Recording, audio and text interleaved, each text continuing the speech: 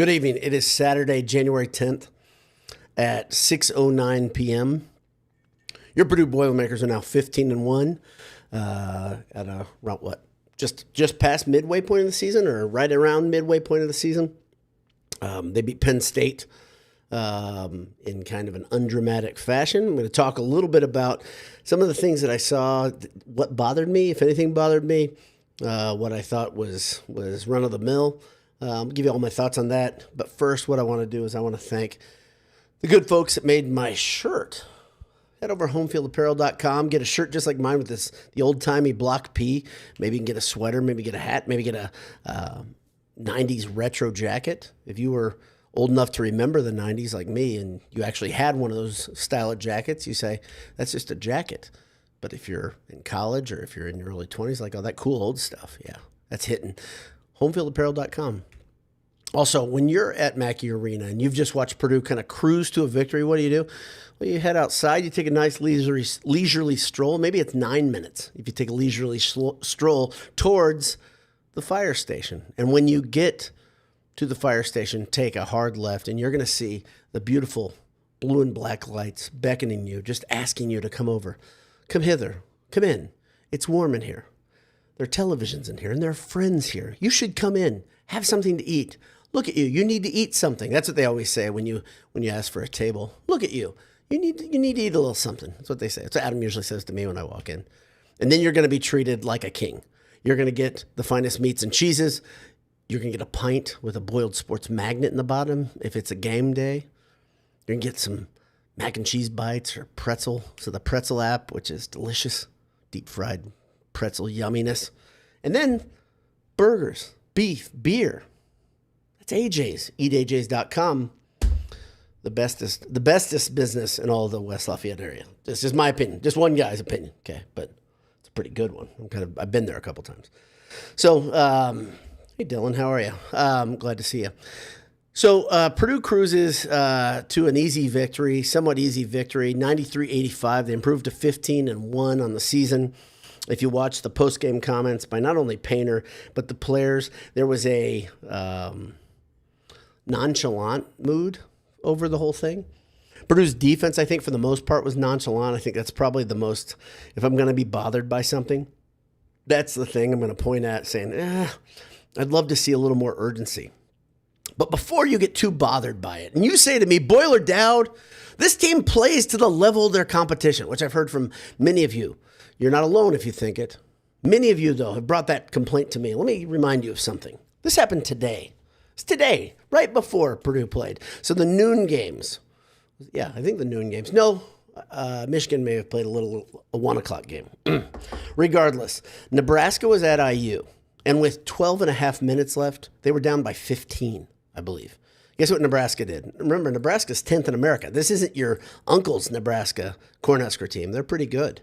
But Nebraska goes on to win. Nebraska is in the co-lead of the Big Ten with Purdue. So Nebraska kind of played with fire, kind of played down on the level. Assembly Hall is a tough place to play, but they fought and clawed and started hitting threes, and they got DeVries into foul trouble. All those things mattered. But they weren't playing the best team in the Big Ten by any means. And then, whoa, what happened in Ann Arbor at home for Michigan? Michigan, some thought the greatest team ever in college basketball. Literally, I heard somebody say that last week, and it was somebody being serious.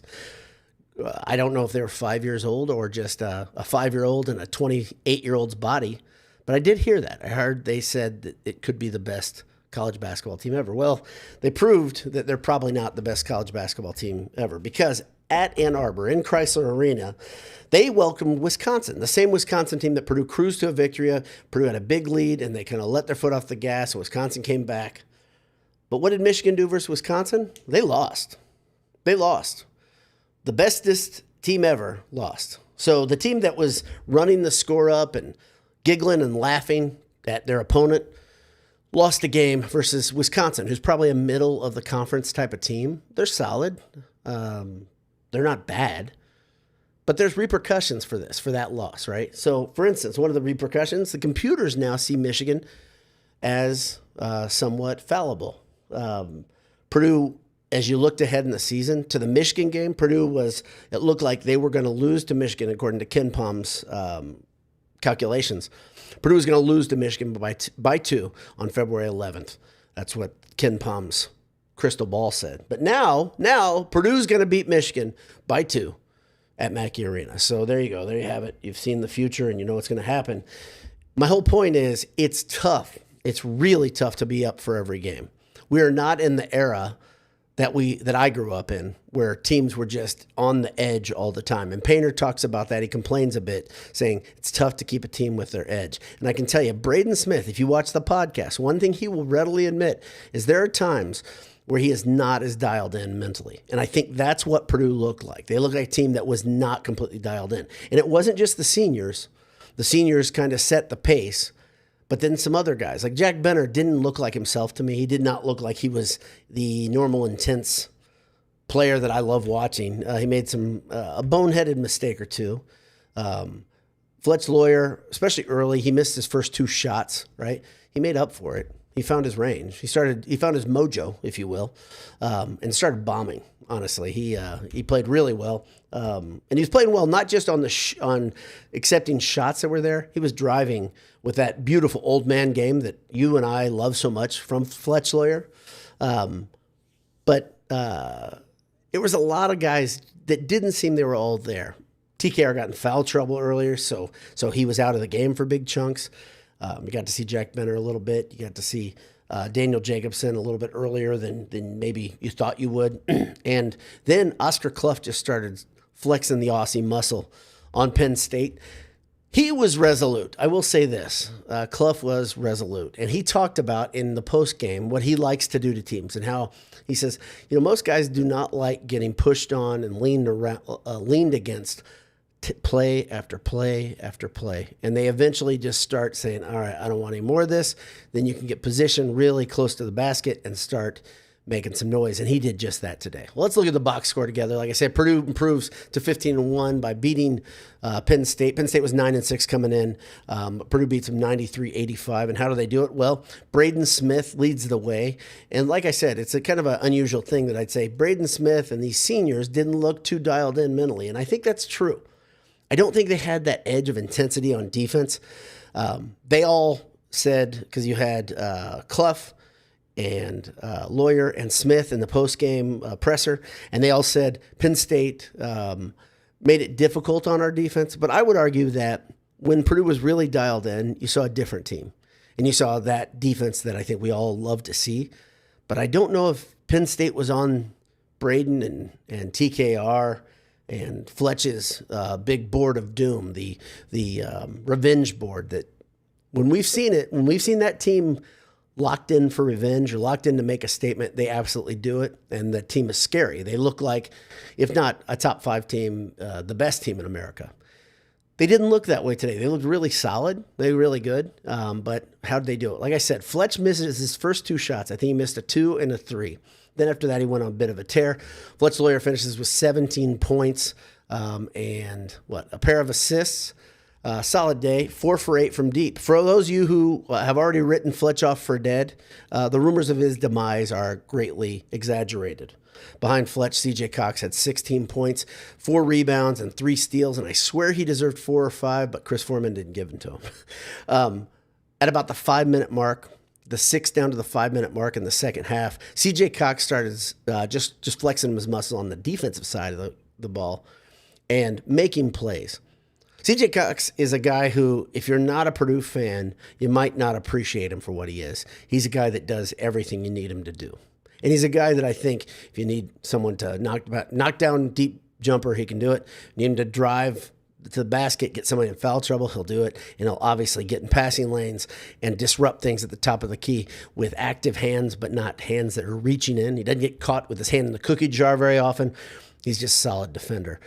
Let's see. Braden Smith. Let's go Oscar Kluff first. Oscar Kluff had 23 points, 7 boards, 2 assists in 30 minutes of action. And Kluff was absolutely the catalyst of just kind of making sure Purdue was in cruise control. He was, if you want to say Robin to Braden Smith's Batman, you can. I don't know. It kind of was Batman and Batman, though, if we really look at this, because Braden Smith, 26 points, 14 assists, a board, only one board. That's unusual for him. 2 steals and just 1 turnover. Extremely efficient. And Purdue as a team only had 3 turnovers on the game. Part of that's because it looked like Penn State wasn't playing the highest level, the highest grade of defense that you can find in the Big Ten. It was just a back and forth game, like a ping pong match, a table tennis match if you're a purist. But Braden Smith, he had people ask him in the postgame press conference about him shooting so well. He went 11 for 18 from the field tonight. He also was 4 for 8 from deep, and the ball looked great out of his hands. But when he wasn't shooting deep, he was just taking advantage of Penn State's defense. He was so much quicker to the spots that he wanted to get to than Penn State.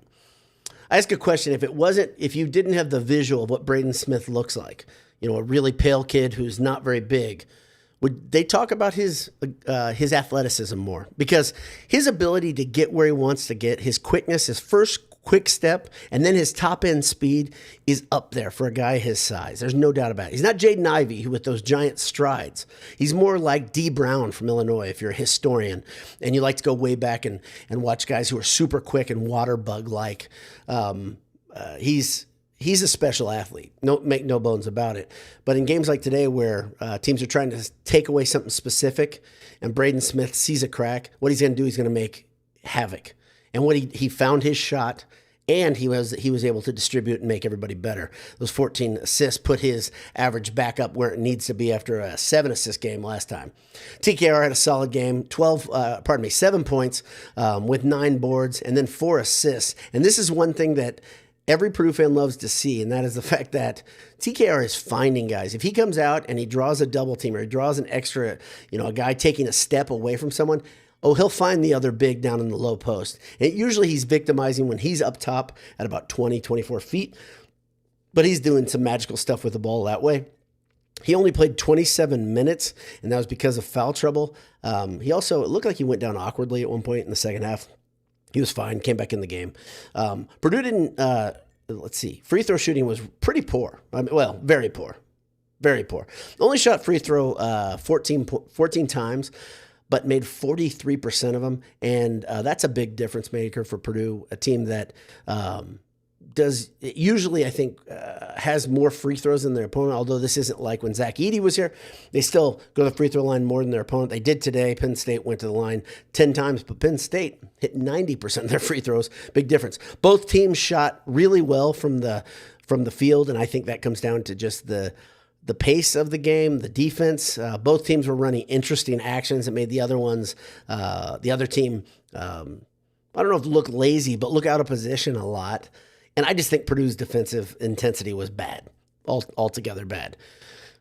Is it something to complain about? I think Paint has something you can build on and talk about this week during practice, but at the same time, you are 15-1.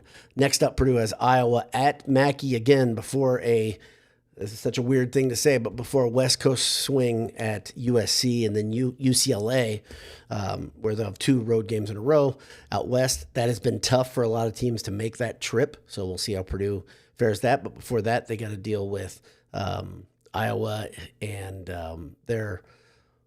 is it inconsistent? I don't know. I don't know statistically they're inconsistent, but there are times where Iowa lights the world on fire offensively. So they're a dangerous team, and if Purdue isn't ready, isn't dialed in, bad things can happen. Off the bench, nobody really scored that many points. Jacobson and Harris both had 2. Harris had a couple really heads-up plays on defense. He had 2 assists, but let's see. Yeah, nothing really to talk about there. A bunch of you guys are here. Let's talk to you. Maybe not a bunch, but a handful. And it's not quantity, it's quality. We like, and like I said, Dylan's here right away. Good to see you, sir. Marshall Briggs is here. What's up, Dowd? Probably not first, but here, you're right there. And I think I had a joke. So I obviously am doing post-game very, very late. It's been hours since the end of the game. I decided to hang out with a good friend of mine, fellow Purdue alum, who went through a medical procedure. And we hung out, and I hadn't talked to him enough recently, and we enjoyed talking about what we see in the Big Ten, and I was like, there's no hurry to get back to post game, and I apologize to you guys if you were hanging on for that, but we're here. Marshall says he continues with Purdue beating Wisconsin, losing at home to Iowa State, and Michigan losing to Wisconsin at home. Is Michigan still the uncrowned Big Ten champ? Yeah, I think in it's about to be the Big Ten champ on January 10th, January 9th is about as good as Purdue making the moral victories playoff. Which in football, Purdue did that this year. I don't know if you know that. It wasn't televised or covered, but yeah, it's a big deal. Big deal. Congrats to Michigan, but they may be off of there. It may be Nebraska's the January 11th Big Ten champ, so we'll have to wait for that to come out in the news tomorrow. JJC Boiler says, Boiler up. Great to see Fletch get going again from 3. Sad that the announcers still get his name mixed up with his brother. You hear it every single telecast, it feels like, right? But I think we're all used to it. Purdue 99 says, game at Lincoln will be a battle for Big Ten championship and was never easy place for the Boilers. Yeah, it's a tough place to play, and Fairweather Greg McManus often talks about that. He's been to a lot of games there because he's in Lincoln. But it's a tough place to play when Nebraska's not that good. So I wonder if we'll see a different version of Purdue at that point. There are some pundits out there that say they don't think Purdue will lose till February. Here's the real interesting thing is the end of January into the beginning of February is the most interesting time of the Big Ten schedule. If you look, it's not just Purdue. So you look like, when will Nebraska and Michigan play? When will Purdue and Nebraska play? When will Purdue and Michigan play? That's all in about a 10-day to 2-week period. I think it's like January 27th through February 11th.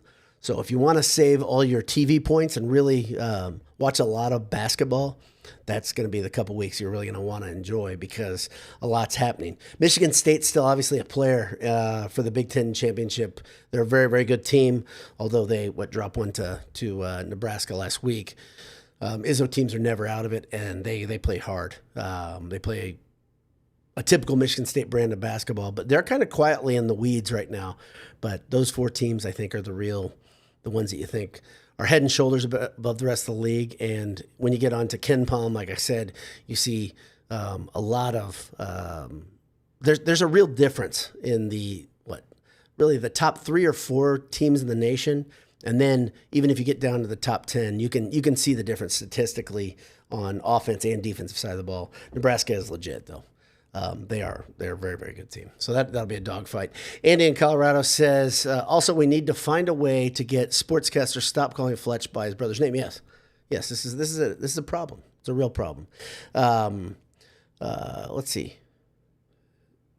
Better Jung, BT or Jung. I don't know how to read these. I apologize. Says TKR's assists this year have been sweet. Yeah, his vision is awesome. His intensity is awesome. He was not.